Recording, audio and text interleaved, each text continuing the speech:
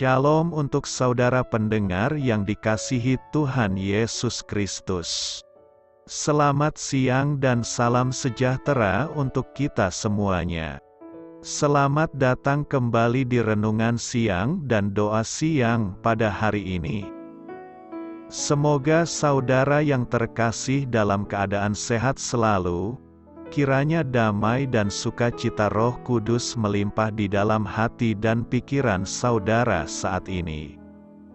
Sebelum kita mulai renungan pada siang hari ini, marilah kita bersama-sama berdoa. Bapa di kerajaan sorga, terima kasih atas penyertaan yang Engkau berikan kepada saya atas siang hari yang indah ini. Terima kasih telah memberi saya kesempatan untuk selalu dapat bersyukur atas segala pekerjaan yang aku kerjakan. Maka dari itu, saya mohon sertailah selalu diri ini sepanjang hari ini. Terima kasih atas berkat Tuhan hingga saat ini aku masih bisa merasakan kebaikan Tuhan dan buatlah agar bibirku selalu mengucap syukur kepadamu. Tuhan Yesus Kristus, terima kasih pada saat ini saya masih bisa bekerja. Tuhan, saat ini saya akan memulai pekerjaan saya. Berkatilah pekerjaan ini dan sertailah sepanjang saya selama bekerja pada hari ini, agar menjadi berkat bagiku, bagi keluargaku dan juga tempat saya bekerja. Berkati seluruhnya di siang hari ini agar berjalan dengan baik dan menjadi berkat untuk kami jalani bersama dengan anak Tuhan yang lainnya. Dalam nama Tuhan Yesus, aku berdoa. Amin. Sahabat saudara rohani, pembacaan ayat emas Alkitab renungan kita siang hari ini. Nats bacaan kita siang hari ini adalah, Tuhan berkenan kepada umat-Nya. Ia memahkotai orang-orang yang rendah hati dengan keselamatan. Tertulis di dalam kitab Mazmur 149 ayat 4, bacaan kita pada siang ini terambil dari kitab 1 Petrus 2 ayat 9 sampai dengan ayat 17. Tetapi kamulah bangsa yang terpilih, imamat yang rajani, bangsa yang kudus, umat kepunyaan Allah sendiri, supaya kamu memberitakan perbuatan-perbuatan yang besar dari Dia, yang telah memanggil kamu keluar dari kegelapan kepada terangnya yang ajaib. Kamu, yang dahulu bukan umat Allah, tetapi yang sekarang telah menjadi umat-Nya, yang dahulu tidak dikasihani, tetapi yang sekarang telah beroleh belas kasihan. Saudara-saudaraku yang kekasih, aku menasihati kamu, supaya sebagai pendatang dan perantau, kamu menjauhkan diri dari keinginan-keinginan daging yang berjuang melawan jiwa. Milikilah cara hidup yang baik di tengah-tengah bangsa-bangsa bukan Yahudi, supaya apabila mereka memfitnah kamu sebagai orang durjana, mereka dapat melihatnya dari perbuatan-perbuatanmu yang baik dan memuliakan Allah pada hari Ia melawat mereka.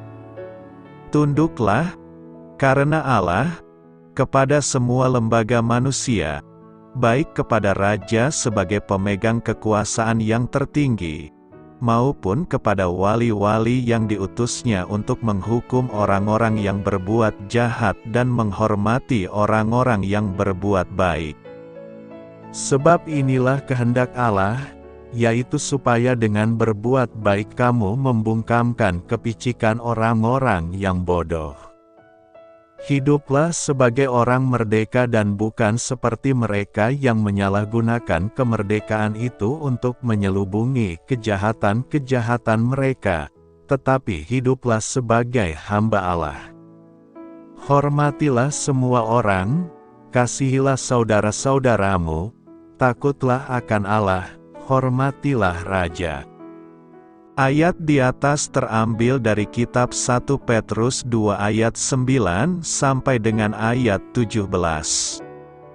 Mari kita mulai renungan siang kita.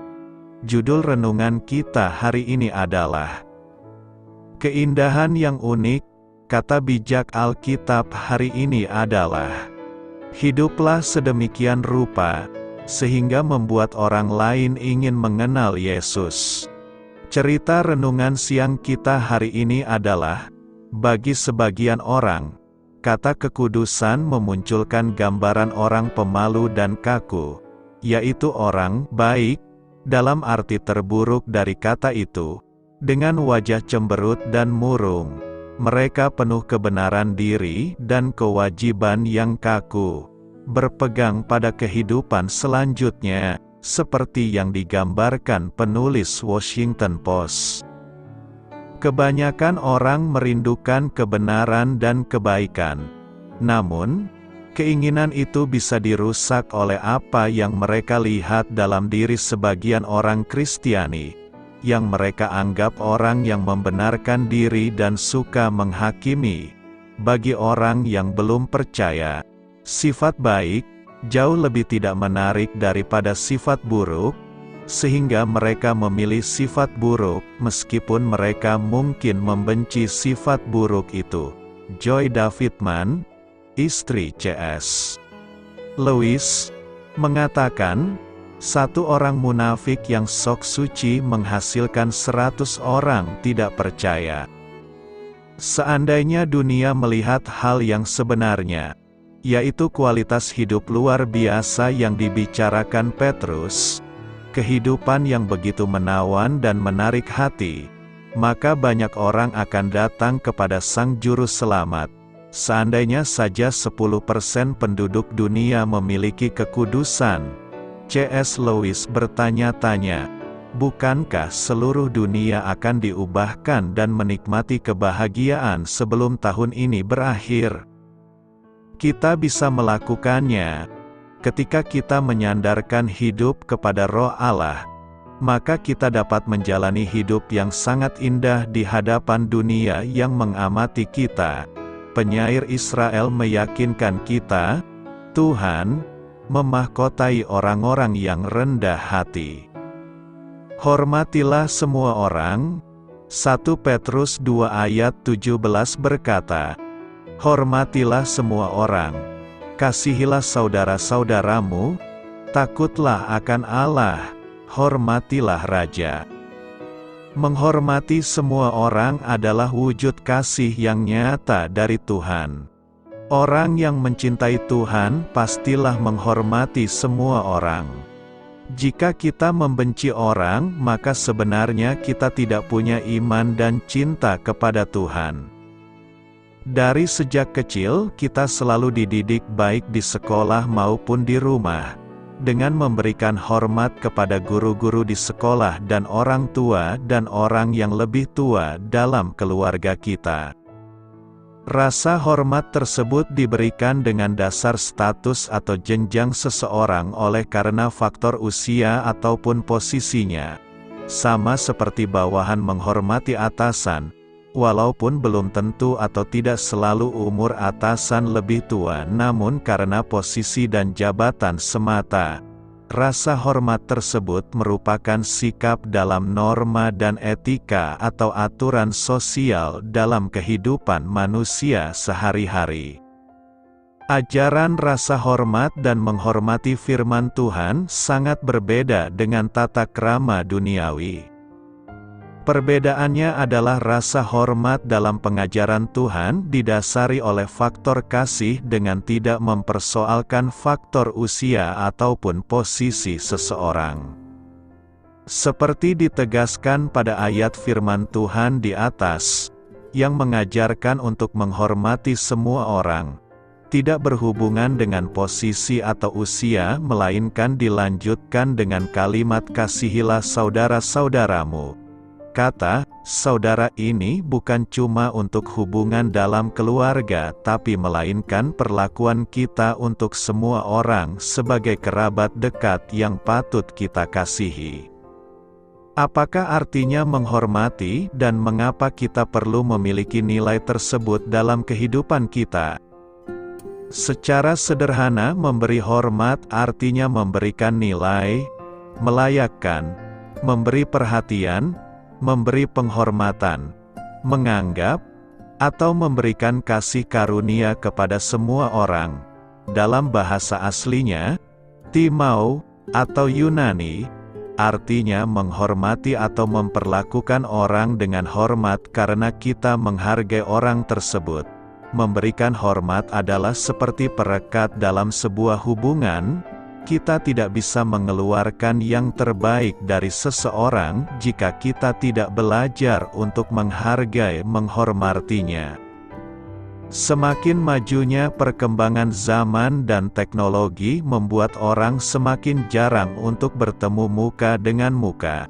Namun semangat untuk menghargai satu dengan lainnya jangan sampai menjadi pudar. Perbedaan pendapat merupakan sesuatu yang wajar. Namun janganlah menjadi alasan untuk kita bertindak tidak hormat terhadap satu dengan yang lainnya, terutama kepada yang lebih tua atau yang memiliki otoritas dalam kehidupan kita. Ada 4 area di mana kita akan belajar untuk memberikan hormat, antara lain. Pertama, hormatilah semua orang.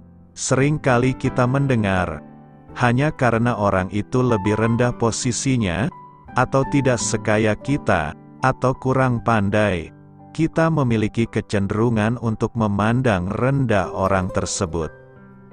Ataupun jika orang tersebut berbeda pandangan dengan kita cenderung kurang menghargainya. Firman Tuhan mengajarkan kita untuk memperlakukan semua orang dengan hormat. Mungkin cara kita memberi penghormatannya berbeda, tetapi janganlah kita memandang rendah orang lain hanya dari asumsi dan perbedaan yang kita lihat dari luar. Kedua, kasihilah keluargamu. Ini berbicara mengenai hubungan antar keluarga maupun teman-teman kerja maupun pelayanan yang kita anggap keluarga. Kita perlu mengembangkan kasih dan persaudaraan di antara mereka. Berikan penghargaan di mana perlu. Kata-kata yang menguatkan, pujian, serta melayani satu dengan yang lainnya. Kadang karena terlalu dekat kita cenderung tidak lagi menghargai satu dengan lainnya. Yang lebih muda tidak kurang ajar dengan orang tua ataupun sebaliknya. Yang tua tidak memandang rendah atau membuli. Yang lebih muda saling menjaga hati masing-masing dan mengemukakan pendapat dengan cara yang membangun. Ketiga, takutlah akan Allah. Kata takut akan Allah di sini bukan berarti kita takut akan hukuman yang kita terima jika kita tidak melakukan perintah Tuhan. Namun kata takut akan Allah di sini berbicara mengenai hormat karena kita menghargai dan mengasihi Tuhan. Karena kita bersyukur atas karunia yang Tuhan berikan melalui kehidupan kita. Karena itu kita tidak mau menyalahgunakan kasih karunia itu dengan hidup jatuh bangun terhadap dosa. Takut akan Tuhan dapat diwujudkan dalam sikap kita menjalankan ibadah kita. Datang tepat waktu dalam ibadah hari Minggu, memuji, menyembah, serta melayani Tuhan, melakukan firman Tuhan dan memberikan yang terbaik dari yang kita miliki kepada Tuhan.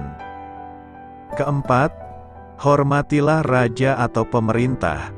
Tidak ada pemerintahan yang bukan berasal dari Tuhan.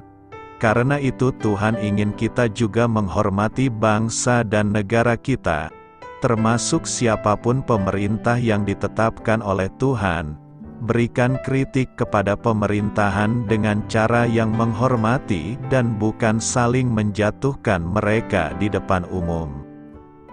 Dalam hal ini, maka rasa hormat dan sikap menghormati menjadi sesuatu yang mutlak dilakukan oleh setiap orang tanpa batas-batas tertentu, sehingga keadaan dan keberlangsungan hubungan dengan sesama akan berjalan dengan baik dan harmonis, di mana semua orang akan diperlakukan sama dan menjalankan hal yang sama juga. di mana secara bahas hukum dikatakan sama secara mutlak. Karena itu, marilah kita saling menghormati satu sama lainnya. Tuhan memahkotai orang yang rendah hati. Mazmur 149 ayat 4 berkata, "Sebab Tuhan berkenan kepada umat-Nya, Ia memahkotai orang-orang yang rendah hati dengan keselamatan." Tuhan sungguh senang pada orang-orang yang hidup dalam sikap rendah hati. Hal inilah yang diungkapkan oleh pemazmur 149. Ia mengatakan, "Sebab Tuhan berkenan kepada umat-Nya, Ia memahkotai orang-orang yang rendah hati dengan keselamatan." Bagi pemazmur, kerendahan hati menjadi jalan bagi orang untuk memperoleh keselamatan hidup dari Tuhan. Ketika orang berkenan hidup dengan sikap rendah hati, ia justru ditinggikan Tuhan. Mazmur 149 secara keseluruhan adalah sebuah nyanyian pujian yang menyerukan orang-orang untuk bersorak dan bersukacita atas karya Tuhan dalam membebaskan dan memelihara umat-Nya. Nas hari ini mengungkapkan bahwa Tuhan berkenan kepada orang-orang yang rendah hati dan memberikan mereka keselamatan sebagai sebuah mahkota atau tanda kehormatan. Makna dari ayat ini adalah bahwa Tuhan menyayangi orang-orang yang rendah hati dan taat kepadanya, dan akan memberikan mereka keselamatan sebagai sebuah hadiah. Makna yang lebih luas dari ayat ini adalah bahwa keselamatan datang dari Tuhan, dan bukan dari upaya atau usaha manusia. Orang-orang yang merendahkan hati mereka di hadapan Tuhan dan mengandalkannya sepenuhnya, akan dipenuhi dengan berkat-Nya dan ditinggikan oleh-Nya. Orang yang mendapatkan mahkota itu adalah orang yang rendah hati. Rendah hati merupakan hal yang gampang untuk diucapkan, tetapi seringkali sulit untuk dilakukan. Rendah hati sudah ditekankan dalam banyak kesempatan sepanjang isi Alkitab, mulai dari Perjanjian Lama hingga Perjanjian Baru. Terdapat begitu banyak pesan Tuhan mengenai soal kerendahan hati ini. Sepertinya tendensi orang mudah menjadi sombong ketika kehidupannya mulai menapak sukses menjadi perhatian tersendiri di mata Tuhan. Jangankan Tuhan, kita sendiri saja mungkin merasakan hal itu dari orang-orang di sekitar kita, atau jangan-jangan kita sendiri juga tanpa sadar bersikap seperti itu. Perhatikanlah di sekeliling kita, bukankah kita sering melihat orang berubah sikap ketika mereka sedang meningkat? Ada pula sebagian orang yang mengira mereka akan terlihat berwibawa dan berpengaruh jika mereka tampil angkuh penuh kesombongan. Jika hal ini kita lakukan, tidak saja kita akan dijauhi orang lain, tetapi sesungguhnya kita pun akan bermasalah dengan Tuhan. Karena biar bagaimanapun, sikap rendah hati merupakan sebuah keharusan untuk dimiliki oleh orang-orang percaya. Lihatlah salah satu dari sekian banyak janji Tuhan terhadap orang yang rendah hati. Sebab Tuhan berkenan kepada umat-Nya, Ia memahkotai orang-orang yang rendah hati dengan keselamatan. Keselamatan adalah anugerah yang terbesar yang bisa kita peroleh. Dan sesuai firman Tuhan ini, keselamatan siap dimahkotakan kepada kita apabila kita memiliki sebuah sikap rendah hati. Dalam beberapa kesempatan lain para rasul pun berulang kali mengingatkan para jemaat akan pentingnya menjadi pribadi yang rendah hati ini. Misalnya, "Hendaklah kamu selalu rendah hati, lembah lembut dan sabar. Tunjukkanlah kasih-Mu dalam hal saling membantu. Karena itu sempurnakanlah sukacitaku dengan ini, hendaklah kamu sehati sepikir, dalam satu kasih, satu jiwa, satu tujuan, dengan tidak mencari kepentingan sendiri atau puji-pujian yang sia-sia.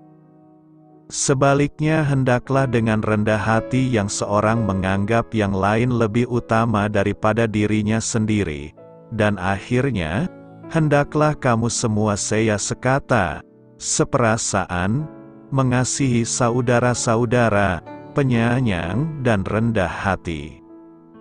Semua ini menunjukkan bahwa sikap rendah hati merupakan sebuah sikap yang sangat penting untuk menjadi gaya hidup kita yang mengaku sebagai anak-anak Tuhan. Dalam keadaan sederhana, kita harus rendah hati. Terlebih ketika kita mulai mencicipi kesuksesan dalam hidup, sikap rendah hati harus semakin pula kita perhatikan agar tetap ada dalam hidup kita. Mungkin kita beranggapan bahwa bersikap tinggi hati akan menunjukkan bahwa kita berkuasa dan berpengaruh. Atau mungkin dalam pemikiran kita itu wajar kita lakukan jika kita berada di atas. Tapi itu sesungguhnya salah besar. Perhatikan firman Tuhan yang sangat keras berikut yang ditunjukkan kepada orang-orang yang tinggi hati. Setiap orang yang tinggi hati adalah kekejian bagi Tuhan. Sungguh, ia tidak akan luput dari hukuman. Mengaku rendah hati itu mudah, tetapi kita harus memeriksa diri terlebih dahulu apakah benar kita sudah bersikap rendah hati atau tidak. Adakah kriteria-kriteria yang bisa dipakai untuk menunjukkan hal ini? Tentu saja ada. Dan hal-hal tersebut sudah dinyatakan lewat firman Tuhan.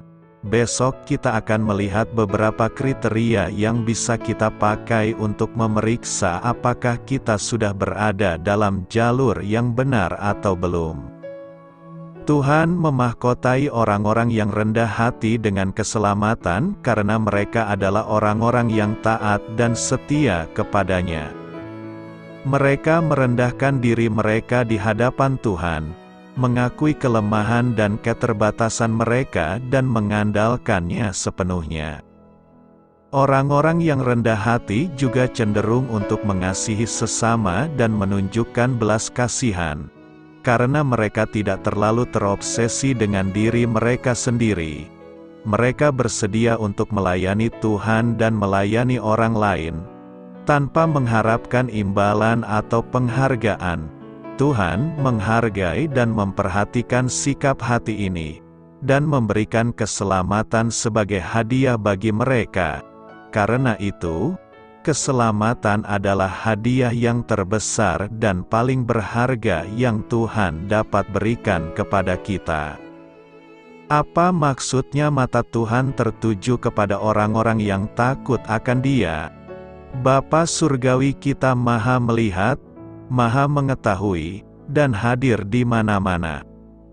Alkitab dipenuhi dengan bahasa kiasan untuk mengungkapkan sifat-sifat Allah ini dalam istilah yang dapat dipahami manusia. Misalnya, dalam Mazmur 33 ayat 18, ungkapan mata Tuhan mengartikulasikan kemahatahuan, kemahahadiran, dan sifat Allah yang selalu peduli terhadap anak-anaknya, tetapi mata Tuhan tertuju pada mereka yang takut akan Dia, pada mereka yang berharap, ada dalam cintanya yang tak pernah gagal. Setiap saat, Tuhan mengawasi mereka yang dengan setia menyembah, melayani, dan mengikutinya. Alkitab memberikan jaminan yang tak terhitung jumlahnya akan perlindungan dan kepedulian Tuhan bagi mereka yang takut akan Dia. Ketakutan, dalam Mazmur 33 ayat 18 adalah rasa hormat dan pengabdian.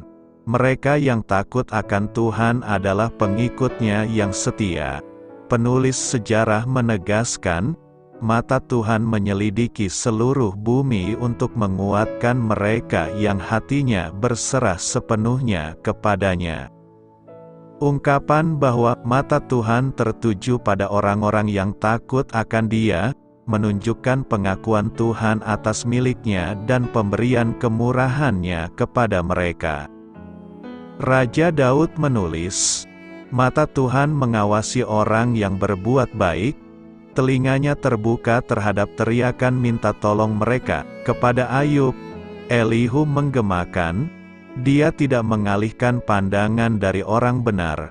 Rasul Petrus membacakan, sebab mata Tuhan tertuju kepada orang-orang benar dan telinganya mendengarkan doa mereka, tetapi wajah Tuhan menentang orang-orang yang berbuat jahat. Menurut Mazmur 33 ayat 18, orang-orang yang takut dan hormat akan Tuhan menaruh pengharapan mereka pada kasih-Nya yang tidak pernah gagal. Allah tidak hanya menjaga dan melindungi para pengikut-Nya yang setia, namun Ia juga berkenan kepada orang-orang yang takut akan Dia, yang menaruh pengharapan mereka pada kasih setia-Nya. Sebab Tuhan berkenan kepada umat-Nya, Dia memahkotai orang yang rendah hati dengan kemenangan, kata pemazmur. Tuhan berkenan kepada kita.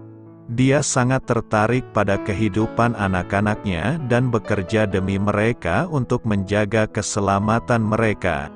Dia adalah gembala yang penuh kasih dan selalu hadir yang berkata kepada kita, "Aku akan membimbingmu menuju jalan terbaik dalam hidupmu. Aku akan menasihatimu dan menjagamu."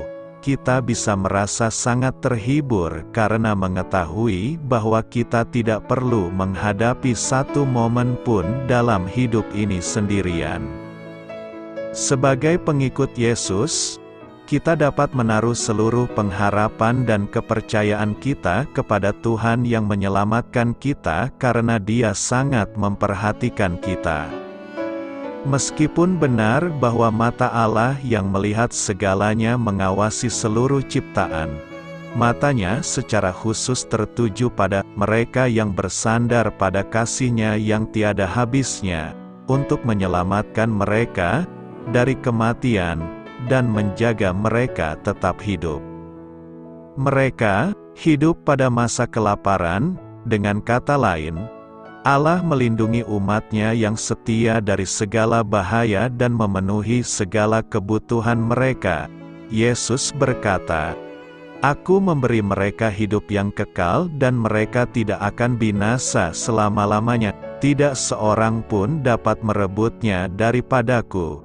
Sebab Bapa-Ku telah memberikannya kepadaku, dan Dia lebih berkuasa daripada siapapun juga. Tidak seorang pun dapat merebutnya dari tangan Bapa." Tuhan kita tidak akan pernah mengecewakan atau meninggalkan kita, dan tidak ada yang dapat memisahkan kita dari kasih-Nya dalam Kristus Yesus.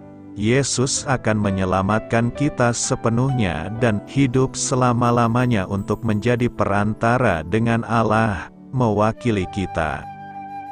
Kita tidak perlu takut karena Tuhan adalah penolong kita. Tuhan adalah perlindungan dan kekuatan kita, selalu siap membantu di saat kesusahan. Dia tidak akan membiarkanmu tersandung, orang yang menjagamu tidak akan tertidur. Memang, mereka menjagamu saat kamu datang dan pergi, sekarang dan selama-lamanya. Fakta bahwa mata Tuhan tertuju pada mereka yang takut akan Dia berarti kehidupan kita sebagai orang percaya berada dalam keamanan yang tak tergoyahkan. Kita yang tinggal dalam naungan yang maha tinggi mendapat ketenangan dalam bayang-bayang yang maha kuasa. Di bawah pengawasan hadirat-Nya, kita dilindungi oleh bulu-bulunya, dilindungi oleh sayap-sayap-Nya, dilindungi oleh janji-janji-Nya, dijaga oleh malaikat-malaikatnya, dan diselamatkan selamanya, sendiri yang menjagamu. Tuhan berdiri di samping Anda sebagai naungan pelindung Anda. Matahari tidak akan menyakitimu di siang hari, begitu pula bulan di malam hari. Tuhan menjagamu dari segala bahaya dan menjaga hidupmu. Tuhan, oleh kasih karunia-Nya, kamu bangsa yang terpilih, imamat yang rajani, 1 Petrus 2 ayat 9 berkata, "Tetapi kamulah bangsa yang terpilih, imamat yang rajani, bangsa yang kudus, umat kepunyaan Allah sendiri, supaya kamu memberitakan perbuatan-perbuatan yang besar dari Dia, yang telah memanggil kamu keluar dari kegelapan kepada terang-Nya yang ajaib." Ada banyak hal yang hendak kita pelajari dari nas hari ini. Pertama, kita adalah bangsa yang terpilih. Dari hal ini, kita tahu bahwa orang Kristen terpilih karena 3 alasan. 1. Ia terpilih karena adanya hak khusus. Dalam Yesus Kristus, ditawarkan kepadanya hubungan baru dan intim dengan Allah. Hanya di dalam dan karena Tuhan Yesus, orang diselamatkan dan masuk ke dalam jajaran bangsa elit pilihan Allah. 2. Ia terpilih karena ketaatan, hak khusus membawanya pada tanggung jawab. Memang benar bahwa ketika seseorang sudah diselamatkan dalam Yesus, maka ia masuk dalam bangsa pilihan. Namun sebagai anggota dari bangsa pilihan, ia harus menaati aturan-aturan Allah. Memang, ia bukan lantas tidak selamat kalau tidak taat, namun ia menjadi yang terkecil di antara yang diselamatkan. 3. Ia terpilih untuk melayani. Kebanggaannya adalah ia dapat menjadi pelayan Allah. Hak khususnya adalah dijadikan sebagai alat untuk maksud Allah sepanjang hidupnya. Kedua, kita adalah imamat yang rajani. Orang Kristen dipanggil sebagai imamat yang rajani. Sebagai imam, orang Kristen mempunyai akses langsung kepada Allah, selain bisa membawa orang lain kepada Allah. Dalam tradisi Yahudi, hanya imamlah yang bisa membawa korban persembahan orang-orang kepada Allah untuk penebusan dosa mereka. Namun sejak orang Kristen diselamatkan oleh Yesus, hubungannya dengan Allah sudah dipulihkan dan ia mempunyai hak akses khusus kepada Allah. Hubungan seperti ini tidak dimiliki oleh orang-orang yang tidak berada dalam Kristus.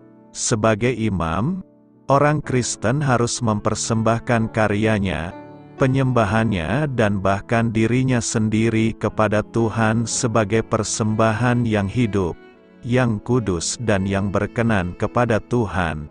Itulah ibadahnya yang sejati.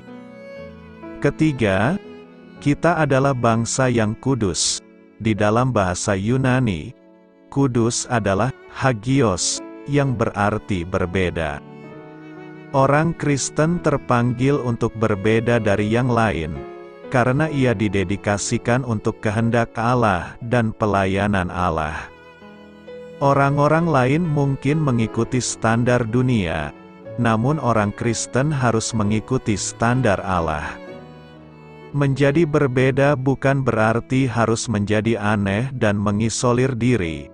Namun ketika hidup di dunia ini, orang Kristen harus lebih mengutamakan nilai atau standar Allah dalam hidupnya. Orang Kristen harus berani tampil berbeda dengan tidak ikut-ikutan korupsi, memfitnah, atau mendepak orang lain, meskipun akan dicemooh sebagai kuno, aneh, konyol, bodoh, dan disingkirkan atau dijauhi.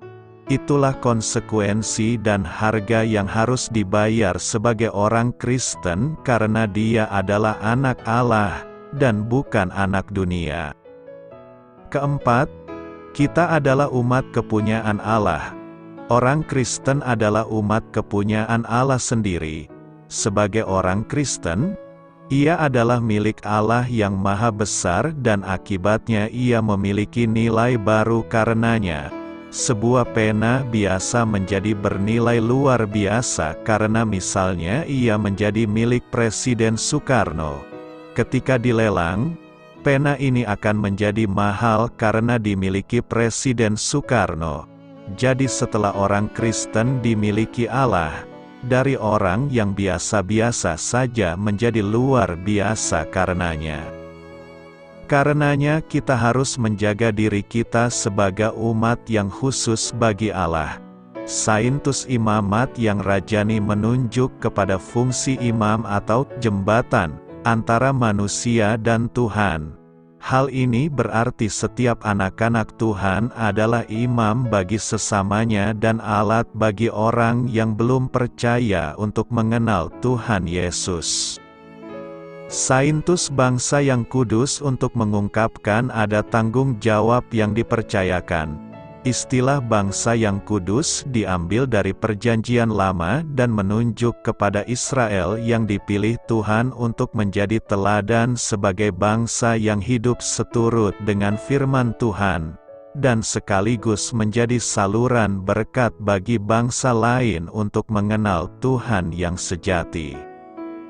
Sebagai umat Tuhan pada masa kini adalah bagaikan bangsa Israel rohani yang dikhususkan Tuhan untuk memberkati dunia ini. Karena itu, bertekadlah dalam hati dengan berkata, "Saya akan hidup kudus supaya dapat menjadi teladan di keluarga, pekerjaan, dan lingkunganku. Saya siap sebagai jembatan untuk membawa mereka dan memperkenalkan Kristus kepada mereka. Kiranya Tuhan menolong saya."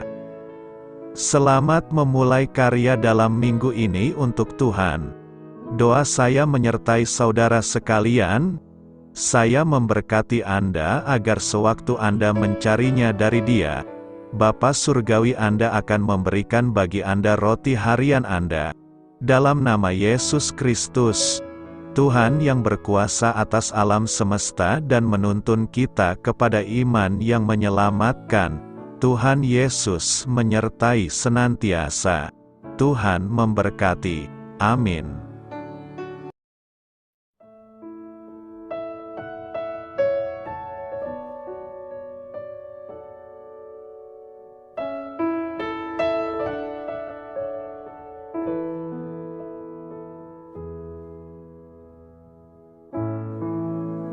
Demikianlah renungan firman Tuhan pada siang hari ini.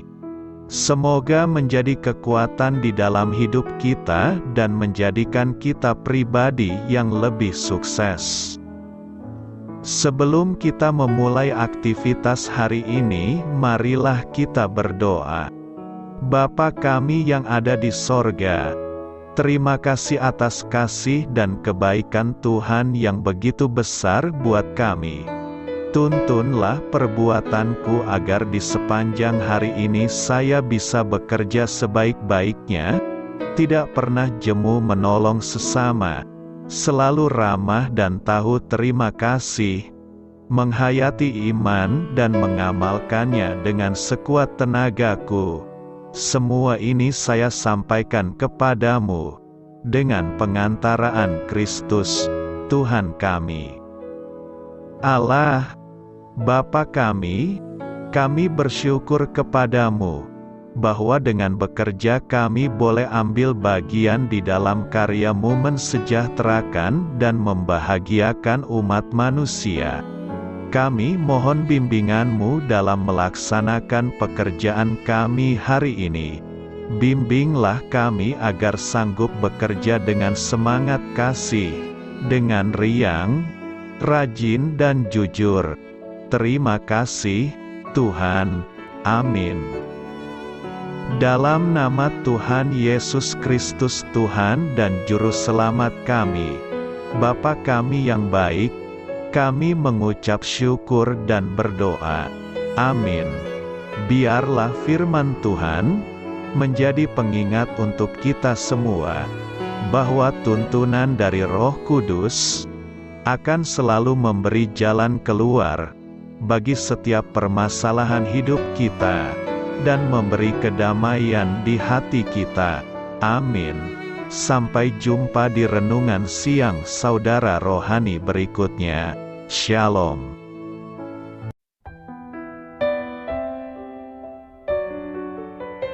Halo untuk semua pendengar saudara rohani yang terkasih di dalam nama Tuhan Yesus Kristus dimanapun berada. Mari dukung kami, tim redaksi Renungan Harian Saudara Rohani dengan cara memberikan bantuan, kritik dan masukan. Saudara dapat memberikan masukan melalui kolom komentar di bawah atau mengirim kepada kami langsung melalui email yang tertera di layar Anda, saudararohani@gmail.com. Jika saudara terberkati melalui renungan ini, saudara dapat mendoakan kami dan memberikan bantuan lainnya dengan mengirim email kepada kami. Saya berdoa agar saudara sekalian bahagia dan sehat selalu. Amin.